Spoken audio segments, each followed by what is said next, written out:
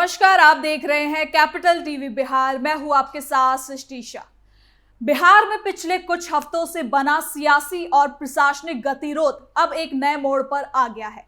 करीब 55 दिनों तक चली राजस्व अधिकारियों की हड़ताल खत्म हो चुकी है, लेकिन इसके असर अब भी राज्य की राजनीति में साफ दिखाई दे रहा है। इस हड़ताल ने न सिर्फ सरकारी कामकाज को ठप कर दिया था, बल्कि आम लोगों की रोजमर्रा की जिंदगी को भी बुरी तरह से प्रभावित किया। जमीन से जुड़े काम अटक गए, लोग दफ्तरों के चक्कर काट रहे थे और सरकार पर लगातार दबाव बढ़ता गया। आखिरकार बातचीत के बाद हड़ताल खत्म हुई, कर्मचारी काम पर लौटे, लेकिन इसके साथ ही सियासी बयानबाजी तेज हो गई है। विपक्ष, खासकर तेजस्वी यादव, सरकार पर हमलावर है और इसे प्रशासनिक नाकामी बता रहे हैं। वहीं सरकार इसे संवाद और समाधान की सफलता के तौर पर पेश कर रहा है। ऐसे में सवाल यही है कि क्या ये सिर्फ एक हड़ताल का अंत था या फिर बिहार की राजनीति में एक बड़े टकराव की शुरुआत। तो चलिए जरा विस्तार से जानते हैं क्या है ये पूरी खबर।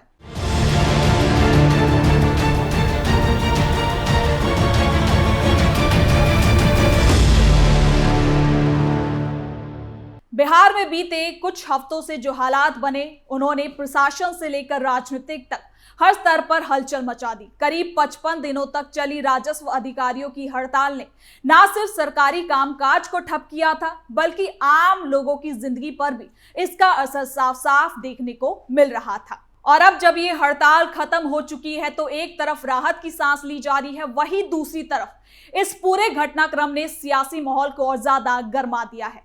दरअसल ये हड़ताल अंचल अधिकारी यानी सीओ और राजस्व कर्मचारियों के जरिए अपनी अलग अलग मांगों को लेकर शुरू की गई थी। इन मांगों में कार्यस्थल पर सुरक्षा, सम्मानजनक व्यवहार, बेहतर सेवा शर्तें और प्रशासनिक दबाव में कमी जैसे मुद्दे खास थे। शुरुआत में इसे एक आम सा विरोध माना गया, लेकिन धीरे धीरे आंदोलन व्यापक होता चला गया। देखते ही देखते पूरे राज्य में राजस्व से जुड़े काम बंद हो गए।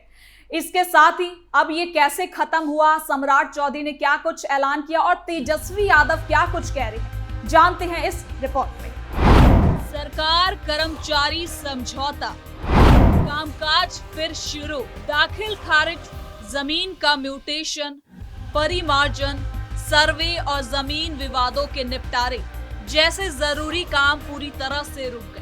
इसका असर सबसे ज्यादा आम लोगों पर पड़ा, खासकर ग्रामीण इलाकों में, जहां जमीन से जुड़े काम लोगों की रोजमर्रा की जिंदगी का खास हिस्सा होते हैं। लोग महीने तक अपने काम के लिए इंतजार करते हैं।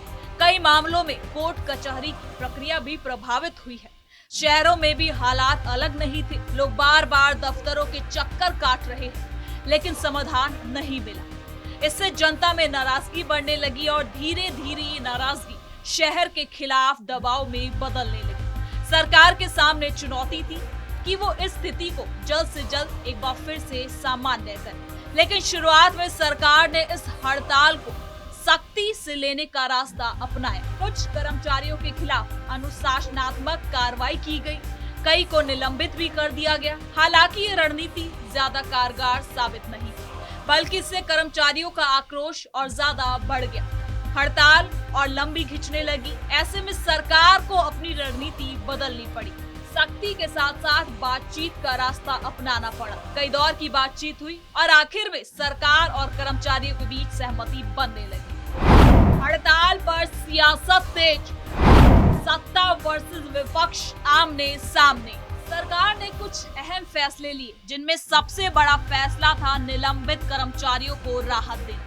बड़ी संख्या में कर्मचारियों का निलंबन वापस लिया गया। इससे कर्मचारियों के बीच एक सकारात्मक संदेश गया और बातचीत का माहौल तैयार हुआ। इसके अलावा प्रशासनिक स्तर पर भी बदलाव किए गए। राजस्व एवं भूमि सुधार विभाग में शीर्ष स्तर पर फेरबदल हुआ। इससे इस पूरे विवाद को सुलझाने की दिशा में एक खास कदम माना गया।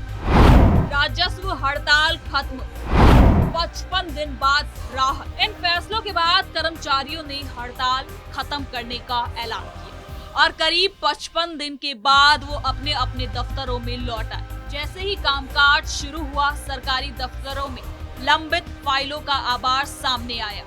अब प्रशासन के सामने सबसे बड़ी चुनौती यही है कि इन लंबित मामलों को जल्द से जल्द निपटाया जाए, ताकि आम जनता को राहत मिल सके। हड़ताल खत्म होने के साथ ही राजनीतिक बयानबाजी भी तेज हो गई है। विपक्ष ने इस पूरे मामले को सरकार पर जोरदार हमला बोला है। राष्ट्रीय जनता दल के नेता तेजस्वी यादव ने सरकार की कार्यशैली पर सवाल उठाए। उन्होंने कहा कि बिहार में शासन व्यवस्था कमजोर हो गई है और प्रशासनिक अस्थिरता साफ तौर पर दिखाई दे रही है। तेजस्वी का बड़ा हमला, 3 लोग चला रहे सरकार। तेजस्वी यादव ने तंज कसते हुए कहा कि राज्य में 3 लोग मिलकर सरकार चला रहे हैं। उन्होंने ये भी आरोप लगाया कि पिछले कुछ महीनों में नेतृत्व में बार बार बदलाव हुआ है, जिससे प्रशासनिक फैसलों में स्पष्टता की कमी आई है। उनका कहना था कि अगर सरकार मजबूत और स्थिर होती तो इतनी लंबी हड़ताल की नौबत ही नहीं आती।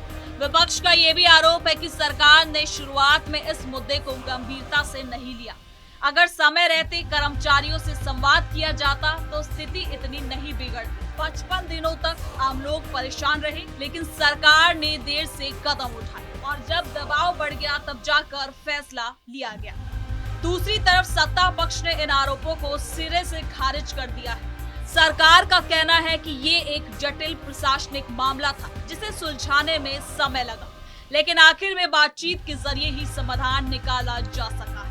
सरकार इसे अपनी संवाद नीति और प्रशासनिक क्षमता का उदाहरण बता रही है।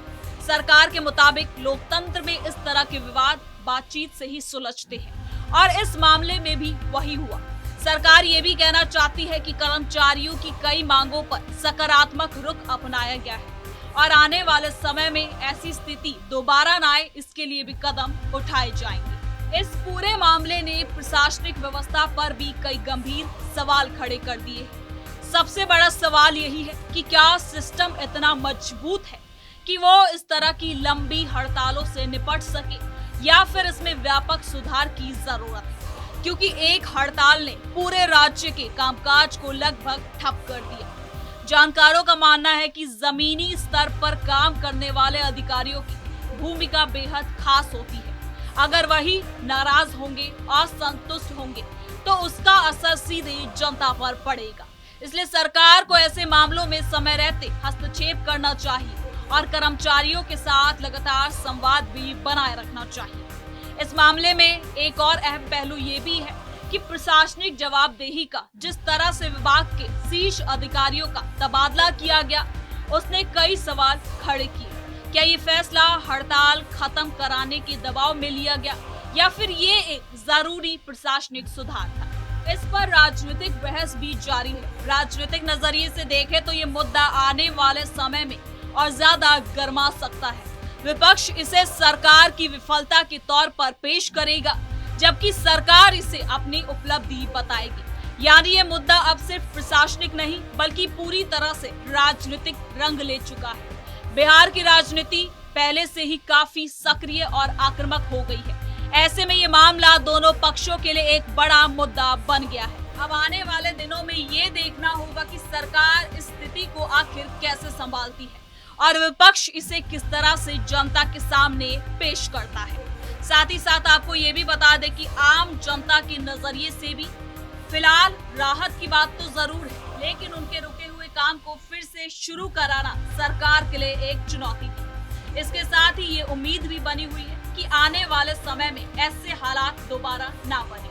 सरकार और कर्मचारियों के बीच बेहतर तालमेल हो ताकि आम लोगों को परेशानी का सामना ना करना पड़े। कुल मिलाकर राजस्व अधिकारियों की हड़ताल का खत्म होना एक अच्छा संकेत जरूर है, लेकिन इसके साथ ही इसने कई अहम सवाल भी खड़े कर दिए हैं। प्रशासनिक व्यवस्था की मजबूती, सरकार की कार्यशैली और राजनीतिक स्थिरता, तीनों पर बहस तेज हो गई है। अब सबकी निगाहें इस बात पर टिकी है कि सरकार अटके मामलों को कितनी तेजी से निपटाती है और क्या वो आने वाले समय में ऐसी परिस्थितियों से बचने के लिए कोई ठोस और स्थायी रणनीति बनाती है। साथ ही वहां विपक्ष भी इस मुद्दे को कितना आगे ले जाता है, ये भी देखने वाली बात है। फिलहाल इतना तो साफ है कि बिहार की राजनीति में ये मामला अभी ठंडा होने वाला नहीं है। तो फिलहाल के लिए इस खबर में इतना ही। देखते रहिए कैपिटल टीवी बिहार।